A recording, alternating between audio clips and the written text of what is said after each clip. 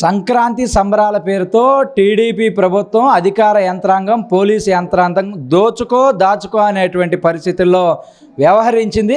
ఎప్పుడూ లేనటువంటి విధంగా ఆంధ్రప్రదేశ్ రాష్ట్రంలో సంక్రాంతి సంబరాలు పెడుతున్నామని చెప్పేసి కూటమి ప్రభుత్వానికి సంబంధించినటువంటి చోటా మోటా నాయకులు దాదాగిరి చేసి ప్రజల జేబులకు చిల్లు పెట్టినటువంటి పరిస్థితి ఉంది. ఒక పక్క పోలీసులే దగ్గరుండి మద్యము, జోదము, అదేవిధంగా అనేక చోట్ల మహిళలతో డ్యాన్స్ లేపించినటువంటి పరిస్థితులు కూడా ఉన్నాయి. రాష్ట్ర రాజధాని ప్రాంతమైనటువంటి విజయవాడ నగరంలో విచ్చలవిడిగా మద్యం ఏరులై పారింది.